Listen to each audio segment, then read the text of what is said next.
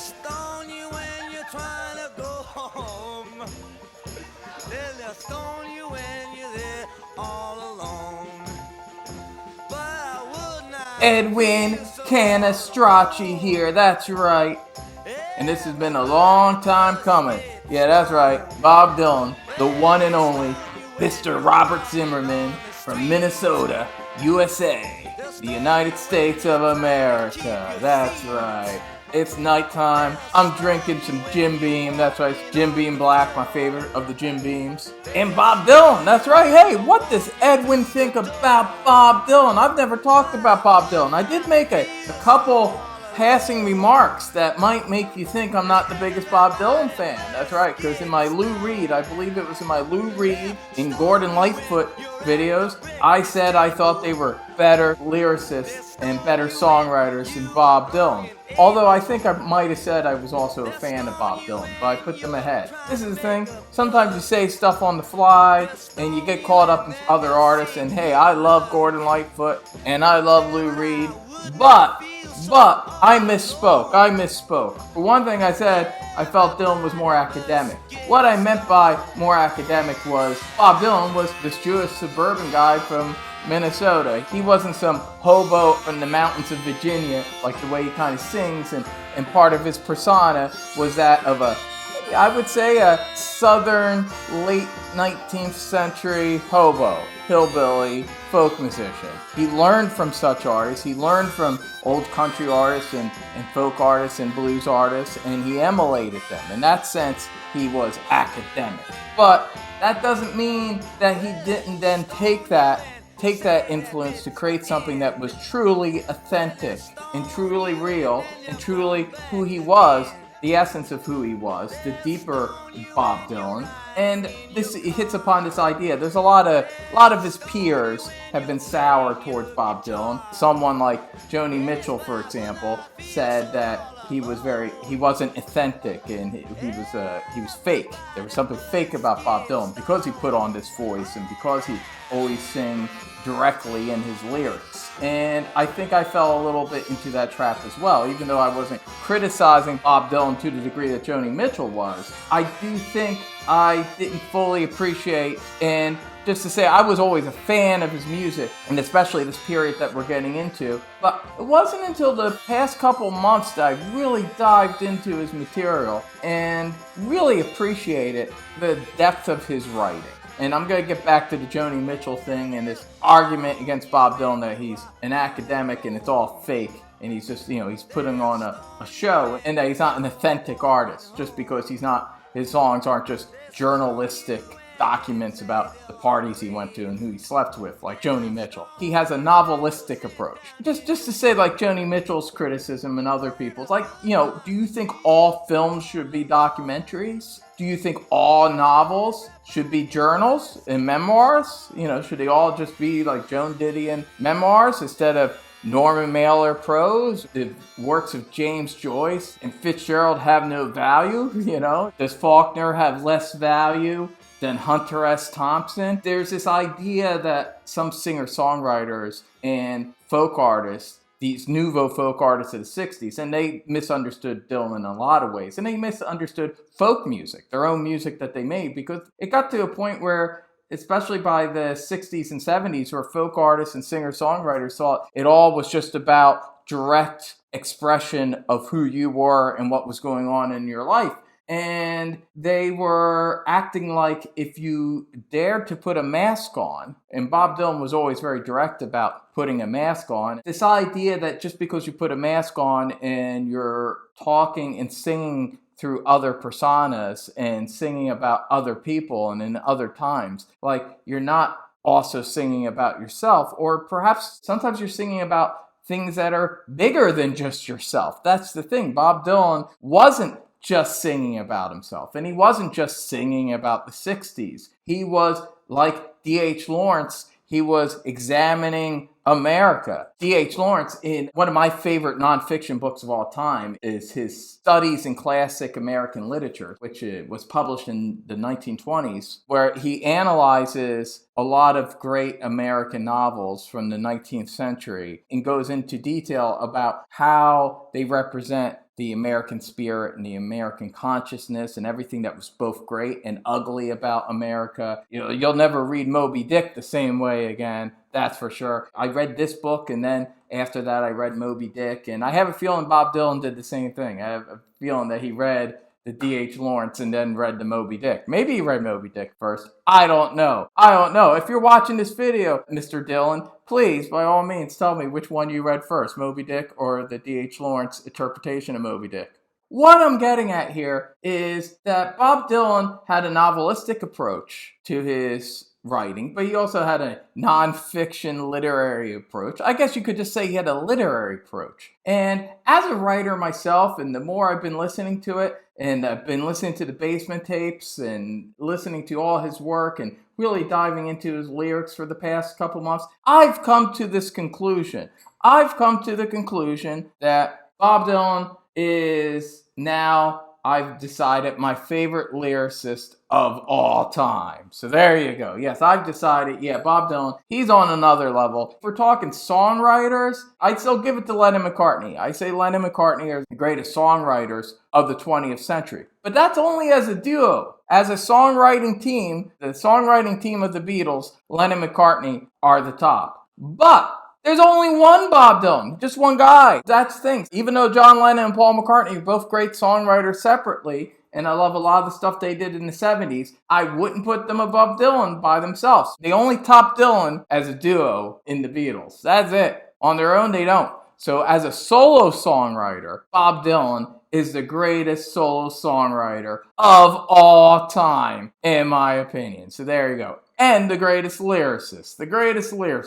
John Lennon was great, but Bob Dylan was even better. And a lot of what John Lennon was doing in the 60s was inspired by Bob Dylan. Before Bob Dylan came around, he was just singing really catchy girl meets boy stuff, girl leaves boy stuff. He was great with a melody out of the gate. John Lennon was an amazing songwriter. But lyrics, come on. It wasn't until the Beatles heard Dylan. It wasn't until Dylan was the one that got them smoking pot even. Dylan, he changed everything. He changed the idea of what a pop or rock and roll song could be about. And that's because he had a depth of understanding of folk music that no one else had. And he went back and he was studying this stuff. He studied this stuff similar to how Jean-Luc Godard studied cinema and understood cinema in a way that no one else did. So it was academic, but what he did with his academic knowledge led to the change of cinema as we know it. And likewise, Bob Dylan, very similar to Jean-Luc Godard in many ways. He was a radical, gonzo genius that changed music as we know. That I don't think a lot of people really realize the depth of how much Bob Dylan changed music and art as we know it. He was the one, before even Jim Morrison, who I'm a big fan of, but Bob Dylan was the one who was reading existential literature and surrealist poets and inserting that into his lyric writing. He was inserting that into his lyric writing before anyone else was. Before Jim Morrison, before John Lennon, Bob Dylan was the first. He was a pioneer, and a lot of great pioneers have been Americans, and that's the thing that Bob Dylan did. The Brits, they perfected things. They could perfect things, but it took an American to create rock and roll, to create blues, to create jazz, to create country music. And that's, I think, part of the whole idea of why he called Bringing It All Back Home was called Bringing It All Back Home. He's like, hey, rock and roll music is American. And this is something all those nouveau folkies didn't quite get, when he got electric, and that's a thing that so many rock journalists like to wax poetic about. But you know what I'll just say about this? I'll just say those two masterpieces that he recorded in 1965, those two great masterpiece rock and roll albums that changed everything. All I'll just say as a preamble to what I'm about to get into is they were folk albums too. It's all folk music. That's kind of the whole idea. In the same way that he told the English crowds in London in 1966, he explained to them, hey, this is protest music too. All rock and roll is protest music. It's American music, folk music, country music. He understood as a kid in Minnesota, listening to Elvis Presley, who he loved. He knew that Elvis was bringing in the country and the blues and mixing it together. And that was something that he deeply understood. And when he finally dived into the American Anthology of Folk Music, this amazing compilation that was put together by Harry Smith, who's a very eccentric, cool artist that you should be checking out if you don't know who Harry Smith is. Made a lot of cool avant-garde films and put together this amazing anthology of folk music in the 50s. It's usually credited as the thing that launched the folk revival of the late 50s and early 60s. But it was Bob Dylan who understood it. He understood the depth of these recordings better than any of these other artists. And as a very young man, in the same way that John Lennon and Paul McCartney had understood the rock and roll songbook, and as teenagers learned it, and they emulated these great songs to such a degree that by the time they were recording music by the early 60s, they had already mastered the songbook of rock and roll, that they could then create their own rock and roll songs that were on the same level, and in some cases transcendent, were on a higher level. Bob Dylan likewise. But whereas the Beatles focused on rock and roll and to some degree R&B, Bob Dylan focused on rock and roll, R&B, folk. He had it all down. He was already, there was early rock and roll recordings that Bob Dylan did that they just held back because they wanted to market him just as a folk artist in the early 60s. But behind the scenes, that was never the plan. That was never the plan for Bob Dylan. He was never going to be just a folk artist because he understood that folk music wasn't just folk music in the way that they wanted to put it into a box. My good friend Richard Millett, who inspired me to dive even deeper into Bob Dylan and gave me a lot of great research material for this video. And he gifted me with a lot of great Bob Dylan music that I didn't have, a lot of bootlegs. And thank you, Richard. This video is for you. It's dedicated to you and to anyone who cares about preserving culture and preserving art and preserving this amazing renaissance of music in the 20th century. That Bob Dylan, to me, he's essentially the Rosetta Stone for it all. From Leadbelly to Public Enemy, in the middle there is Bob Dylan kind of holding it all together, acting as this great curator of the arts and also an artist and a mystic. I would say this outlaw poet in this way station, in this American music landscape, where he's I feel like he's behind this bar in this saloon in this old western town. You come in, he's like, I know this song. Here, let me tell you a story about who wrote this song then. And you're sitting down, you have your drink at the saloon, there's player piano music, and he's going to tell you about this old murder ballad from 1919. Yeah, he knows the cat that wrote that song. Oh, you want to know about the cat who wrote this song in 1922? Oh, he knows about the cat that sang this song in 1933. You know, whether it's a white hillbilly guy in the fucking mountains of West Virginia or some black cat playing a song in Tupelo, Mississippi, he's gonna tell you all about that shit. Hey, sit down, Mr. John Lennon, sit down, Chuck D. I'm gonna tell you a story about all these guys. And he's gonna throw in some books too. He'll throw in a little Moby Dick, and he'll throw in a poem. He'll throw in some Walt Whitman and some Mark Twain, and it's all there. And he was the guy, before the Beatles got this idea, the Sgt. Pepper, with all the different artists there, which Bob Dylan was among them. This all came from Bob Dylan. Bob Dylan, in a lot of ways, even I would say kind of around the same time Fellini was playing around with this stuff. But Bob Dylan was the guy that said, hey, all this is important. I'm going to put in everything from La Dolce Vita to a Leadbelly song to whatever I'm into. And that's all part of this mosaic of art. And this one thing he understood too, when he was listening to those old folk records, he realized, and he's talked about this in interviews, it's just how weird it was. How weird. That's the thing, a lot of these puritanical folk artists and singer-songwriters who were all about purity. The purity of, you're just singing about yourself, or you're singing about politics. You're singing about these things that they deem are important. And Bob Dylan was like, you know what? All of it's important. You can be singing about politics. You could be singing about your personal life. You could be singing about eating a hot dog in the rain on the 4th of July after you drank too much. It's all part of the mosaic of a song and what America represents. And Bob Dylan was getting to the heart of that. And by the time we got to 1966, he had already mastered it. He had already mastered the American folk song, the American rock and roll song. He showed us the folk and rock and roll were the same thing. And so when Bob Dylan, with this band of guys that he put together that were originally called the Hawks, this was his band, his electric band, and they went to England, he was bouncing between recording sessions back in America that we're going to get to in a little bit with his 1966 masterpiece, Blonde on Blonde. But before we talk about Blonde on Blonde, let's talk about Dylan in England. So it's like the Beatles came to America. He went to England and said, hey, this is where this music came from. He was this cocksure, cocky, drugged up, speedy American folk rock and roll artist. And he was telling the British kids, all these British kids, he was saying, hey, this music came from America. The Beatles are taken from American music. And you know what? I'm an American artist. And here I am bringing it back, showing you this is how it's done, people. This is how it's done. I like to see the Beatles play like this. And let me tell you, as great as the Beatles were, they weren't playing like this in 1966. You couldn't even hear it. This is why the Beatles gave up. They're like, our chops are shit now because these screaming girls, these toxic teenage girls are screaming and they don't even want to hear our music. They just want to tear us apart. Yeah. Horrible. It's horrible. I'll save that for another video.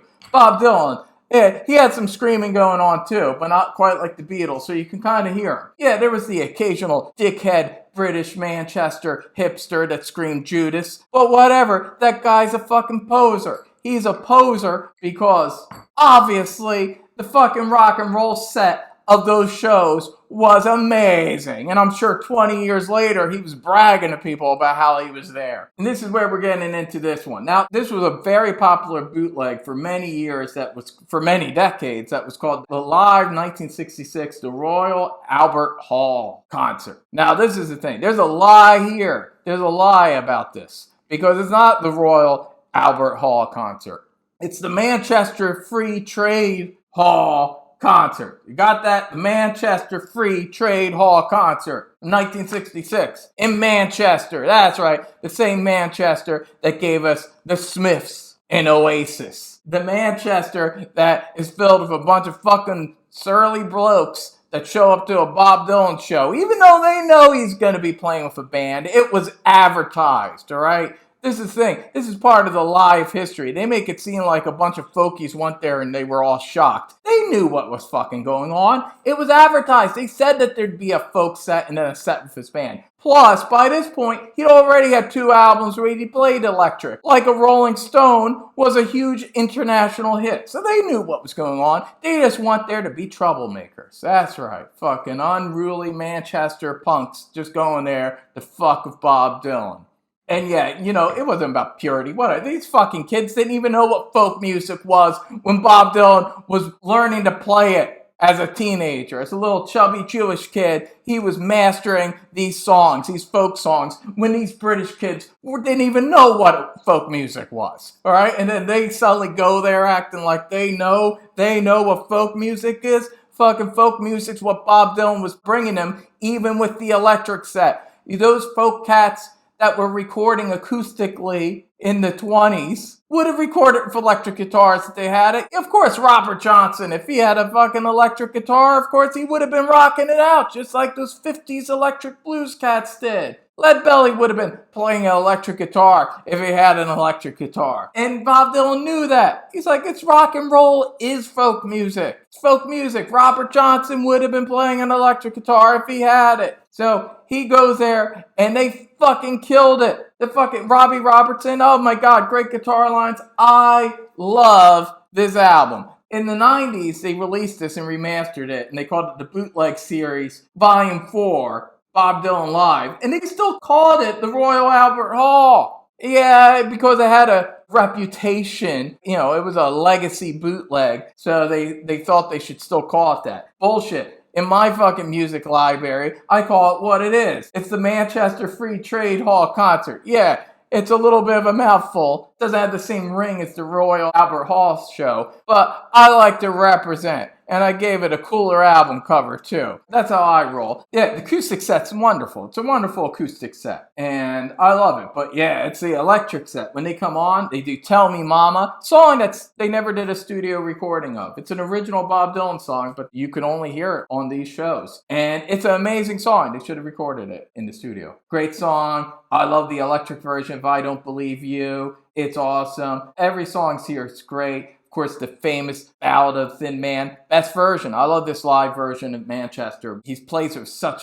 fire and he's so pissed off. It's awesome. Also, I feel like, and I don't know if a lot of people have mentioned this before, but to me, this is the birth of Southern rock. What people refer to when they think of like Southern rock. Because this is before Creedence Clearwater Revival. This is way before Leonard Skinner and the Allman Brothers and all that stuff and ZZ Top. To me, this performance that you can hear on this amazing CD that I recommend, just change the title and the album cover like I did, and then you got the perfect album. This is the birth of Southern rock. They're doing Southern rock. So this Minnesota boy that was never in the South, but Bob Dylan's still closer to the South than the Rolling Stones. Still an American. He's still closer to the South than the Rolling Stones. And I love the Rolling Stones. So this show, it's amazing. They created Southern rock. They brought rock and roll back to the fucking British people to tell them this is where it came from to begin with. And it was amazing. And it's just the beginning. While this was happening, they wrap up this album too. This amazing masterpiece called Blonde on Blonde. You might have heard it. Yeah, it's great. It might break my top 5, but objectively, I'll say this. Those two masterpieces from 1965 and this album, if they're your favorite Bob Dylan album, you're not wrong. I prefer the albums that we're going to be getting to in a little bit, and maybe one from the 70s I think is better than this album. But hey, if this is your favorite, you're not wrong. It's a masterpiece. It's a masterpiece. There was one track that was recorded in New York. One of us must know, in parentheses, sooner or later. Bad, Bob Dylan, bad. I don't like the parentheses. You should know better. You're a highly literate human being. This is the only song that kind of has the Hawks in it. I mean, and by kind of, I mean it has Robbie Robertson and Rick Danko. Is that how you say his name? Rick Danko, the bassist of the Hawks. Yeah, there's a reason why I keep saying the Hawks. I'll get into this when we talk about the Basement Tapes. So they did this song. Dylan liked this cut of the song, so it became a single. It was actually released as a single many months before the album came out. But he wasn't happy with everything else they cut. So he was talking to the producer. There's a, whoa. Well, you can tell everybody down in old Frisco. Tell them Tiny Montgomery says hello. Hey, I'm a little drunk here, but that's the way I want to talk about this. You know, a lot of intelligent people talk about Bob Dylan all the time, but not intelligent drunk people. And that's what I wanted to bring to this. Norman Mailer, in a great novel, The Deer Park, highly recommend it. He said that people drink to get to the truth. And that's what I'm doing. I'm drinking to get to the truth. To get to the truth of the fucking Zimmerman gold rush. Putting gold down into my fucking inner body here so I can get to the inner truth. So anyway, what were we talking? Blonde on Blonde. Blonde on Blonde. Talking about gold. Yeah, Edie Cedric. Blonde on Blonde. Also, code for Bob Dylan. That's right. Bob on Bob. There. I'm not the first person to suggest that. I might just be the first person on a YouTube video saying it while drinking Jim Beam. That's a possibility. Let's talk about this guy, this motherfucker. I'm going to be talking about him quite a bit too, because I'm a big fan of Bob Johnston. Bob Johnston, a good old boy and a fucking awesome producer, and not enough people talk about Bob Johnston. He is the George Martin of Bob Dylan. This guy, he produced Highway 61 Revisited and every Bob Dylan album after that to New Morning. So this guy produced every Bob Dylan album from Highway 61 Revisited to New Morning. And yet, people don't talk about him like the way they talk about George Martin or Mutt Lange.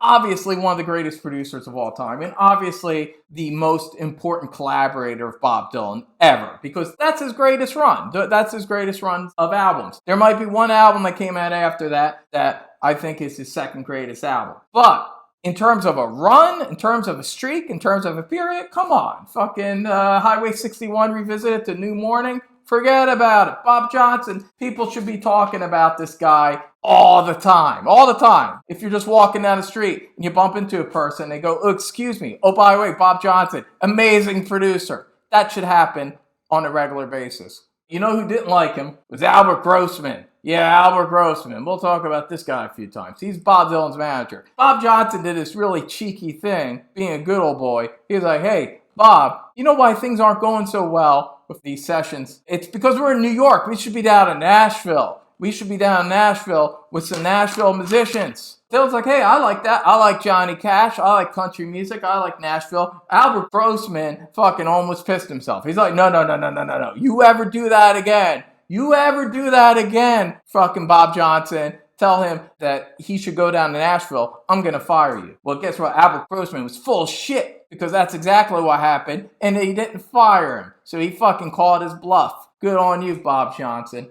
Yeah, the Bobs got together. Bob Dylan and Bob Johnston were like, fuck you, Suit. We're going down to Nashville, and we're going to use top-notch Nashville session musicians, and we're going to create a masterpiece called Blonde on Blonde. So they did that. But Bob brought down his boy, Robbie Robertson, because he knew Robbie Robertson's a great lead guitarist and would be great on the rock and roll and bluesy songs. So he came down. So Robbie laid down some great guitar solos on all the songs that you would think he would be playing on. They're the ones he's playing on. And he used top-notch Nashville musicians. He's finally bridging rock and roll, folk, pop, country. It all comes together on Blonde on Blonde. That first song, Rainy Day Women, number 12 and 35, which apparently I think is a biblical reference. This is the genius of the song. The genius of the song, which was a number 2 hit, a number 2 Billboard hit, 1966, where he has a chorus where he sings, "Everybody Must Get Stoned." He sang that repeatedly in a pop hit in 1966. So in 1967, the Doors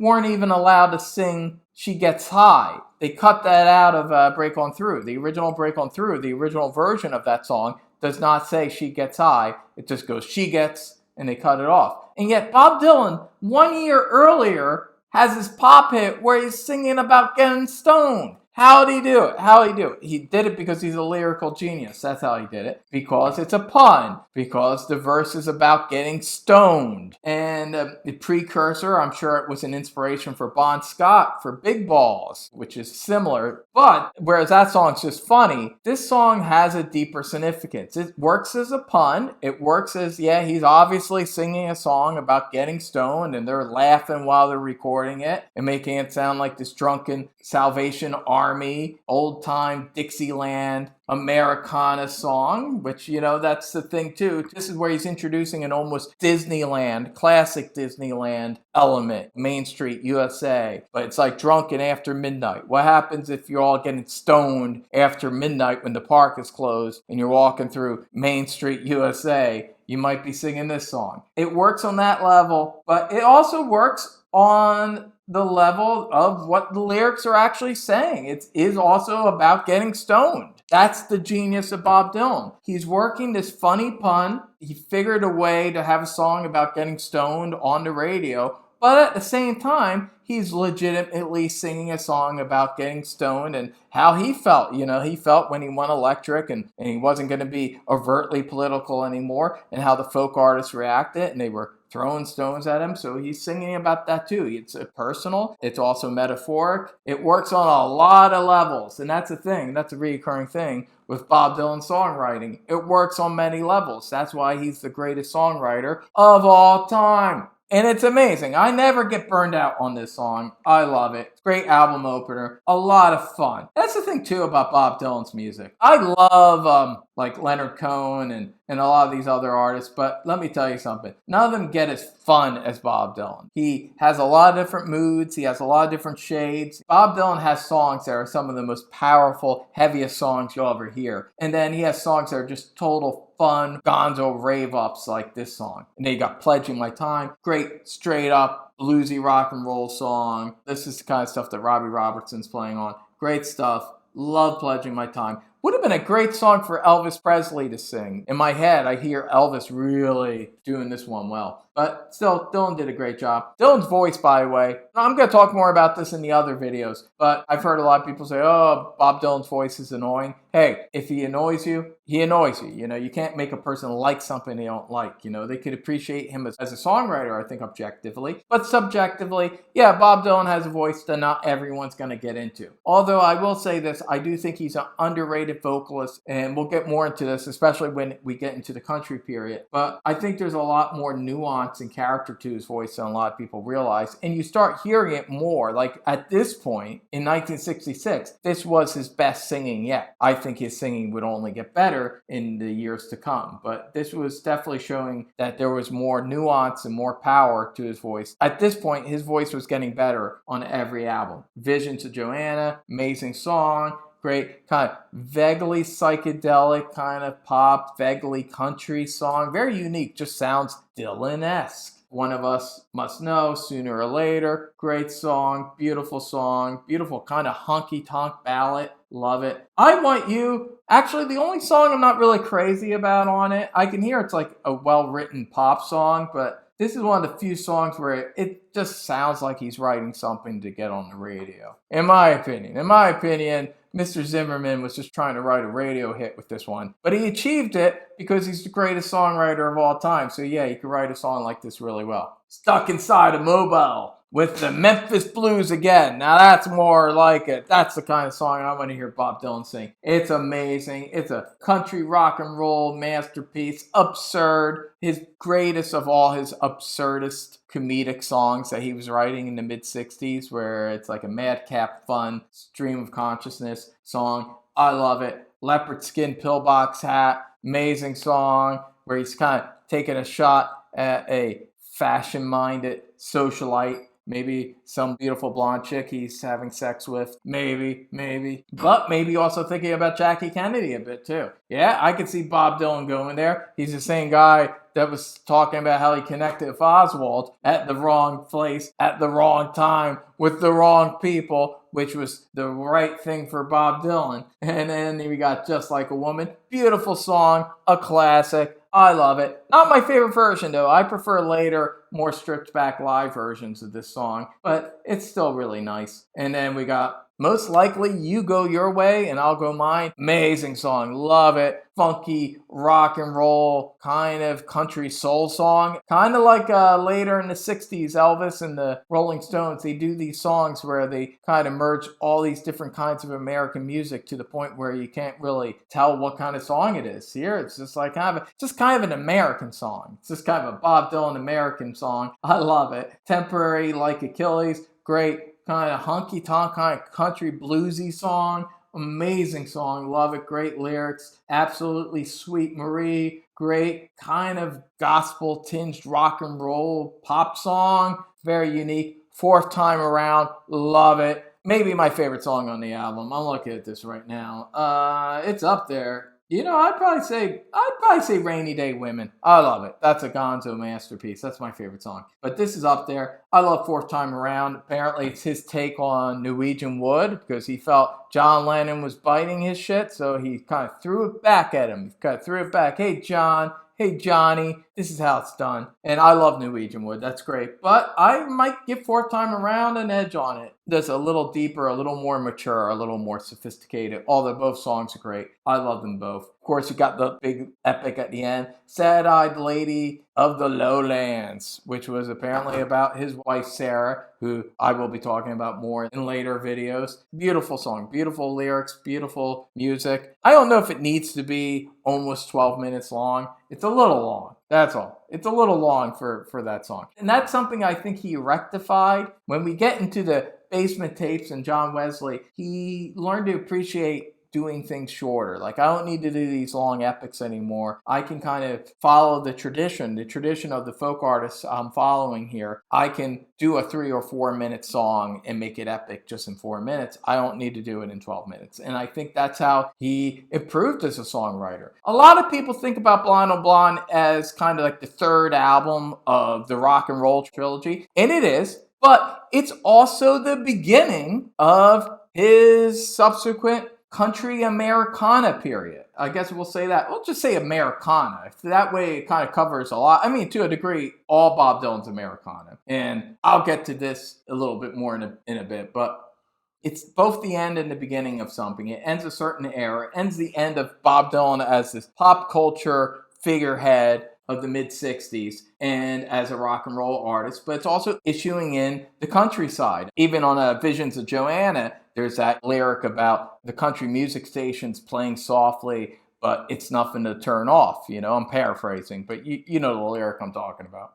He doesn't want to turn off the country music. He digs it. This is definitely the beginning of that journey that he's going to take. And it involves Nashville, and it involves country music, and it involves something that Albert Grossman didn't want to happen. Yeah, because he knew his walking papers would be soon because of this. They always were trying to put Bob Dylan in a box from the very beginning. This is what he didn't like when he went nuts when they tried to give him the Tom Paine Award. Yeah, that's right. The Tom Paine Award, 1963, National Emergency Civil Liberties Committee. Ain't that a fucking mouthful? Bob Dylan made this very controversial speech. That was the moment. That was the moment when he decided, you know what? I'm not going to do this song and dance. I'm not going to be a politicized artist. Yeah, he cared about civil rights. He had empathy. He cared about African Americans. He cared about freedom. He cared about people. He cared about people. That's the thing, but not politics. And at that moment, he was like, I'm writing these songs and I'm singing these songs. I'm involved in the civil rights movement, but that doesn't mean like I want to be like the poster boy for the Democratic Party. I'm not like a Democrat. I'm just an American that said, hey, this was wrong. This was wrong. I'm just singing a song. He said it a lot during that period, too. He didn't care about the politics of it. And this gets down to this idea that I want to touch upon. I see a lot of similarities with Mark Twain and Bob Dylan. I'm a huge Mark Twain fan. Mark Twain has this quote. I'm going to read this quote exactly. I want to get it right. Loyalty to country always. Loyalty to government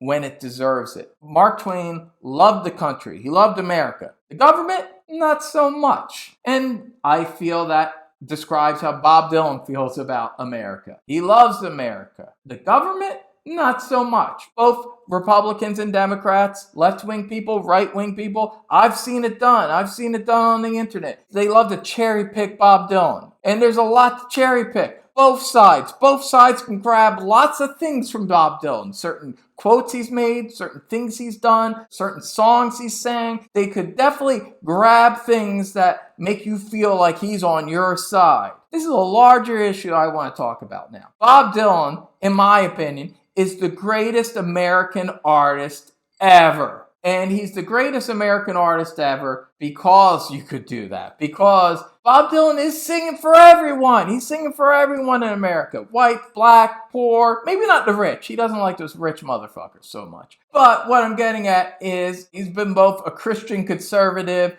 and a radical liberal. Bob Dylan represents all of America. And this is why we need Bob Dylan more than ever. Because Bob Dylan is fucking red state and blue state. All in one. Bob Dylan in the mid-60s decided, hey, I don't want you just to put me here and say I'm that. You know, he didn't want to be essentially what like Bruce Springsteen became later, where he's that guy that does what you want. You put him there, he sings at the right places, he does the things you want him to do, he behaves. Bob Dylan never behaves for people. That's the thing. Yeah, that's the thing. When he got the Tom Paine Award, he did the opposite of behaving. They were like, they had to get him off the stage. They're like, oh shit, stop saying that, Bob Dylan. Stop saying that. Why can't you just be what we want you to be? He wasn't going to be political anymore. My back pages. He was like, hey, I'm not doing that shit anymore. Another side of Bob Dylan. And the folkies were like, oh, why isn't he singing about political things anymore directly? Why isn't he doing that? And then he want rock and roll. And it's like, why isn't he rock and roll? And then his manager's saying, yeah, you're making a lot of money with this rock and roll stuff. Stay in New York. Stay in New York. Stay making rock and roll music. Don't go country. That's not hip. That's not what the kids are into. And Bob Dylan's saying, fuck you. I'm not doing that either. I'm going to do whatever I want. I'm not going to be the rock and roll guy. I'm going to go country. And then the rock and roll people didn't like that. And they're like, oh, no, why are you going country? He's like, hey, I'm doing whatever I want to do. because I'm a real American, because that's the spirit. That's the spirit that D.H. Lawrence talked about and wrote about in that great book of his. It's about not wanting any masters. An American spirit is one that's saying no to masters, saying no to the King of England. Fucking Bob Dylan saying no to kings. He's saying no to political parties. He's saying no to managers. He's a true fucking rebel. And that's the spirit of America. That's another reason why Bob Dylan's the greatest American artist of all time. There you go. He represents the spirit of saying, no, I'm going to be an individual. There are two films, too, I want to talk about that you got to check out. One is one of my favorite films of all time. Sam Peckinpah, my favorite Sam Peckinpah film. And I love a lot of Sam Peckinpah films. It's called The Ballad of Cable Hogue. It's about this hobo guy in the Old West, played by Jason Robards. Amazing, his greatest role. He's out in the desert. He's been hoodwinked by these two other kind of scoundrel guys. And he's been left out in the desert for dead. But what he does is he finds water. He finds water in the desert. He found water where it wasn't. And then he builds up this way station. He makes a decent life for himself. And he hangs up an American flag. And it represents this idea of what America was before technology came in. And it's an individual. It's an individual finding something, using it, giving it to people for a certain price, and then making a nice life for himself. In a lot of ways, I feel that Cable Hogue is a lot like Bob Dylan. Bob Dylan, the water would be folk music, the folk music that he discovered in the past. Elvis might have been the first spring of it, but then he went and dug deeper, and then he eventually found that Anthology of American Folk music, and he started to dig deeper, and he found all this water. And then he started giving it to people. And he's making this little life for himself that is who he is. And I feel that character represents Bob Dylan. Also, a great film from 1981, very obscure film, but directed by and starring David Carradine. That's right, David Carradine, called Americana. David Carradine plays a war veteran, a Vietnam War veteran, who comes to this little small town in America,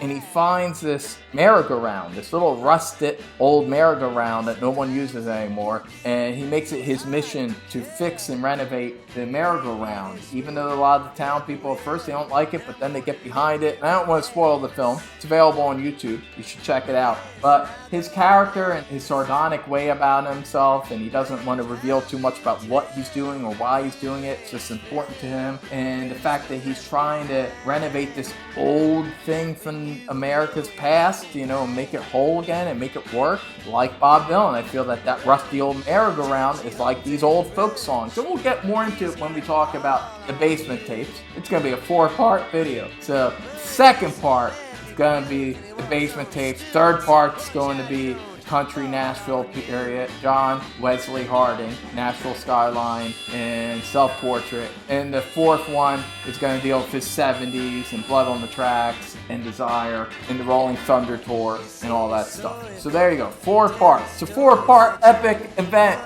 But this needed to be done. It needed to be done. I needed this exorcism of getting drunk and talking about Bob Dylan in 1966 before we get to 1967. So Bob Dylan, the ultimate American artist, as we progress with this video series, we're going to see that Bob Dylan, in my opinion, improves as a songwriter, and he really kind of gets it together in 67. 67 is, to me, peak Dylan, with the Basement Tapes and John Wesley Harding. And I'll talk about his motorcycle accident. I got some theories about that. We'll talk about that. We'll talk about the Basement Tapes in part 2 of the Zimmerman Gold Rush. So if you're interested, keep watching, subscribe, and as always, rock and roll.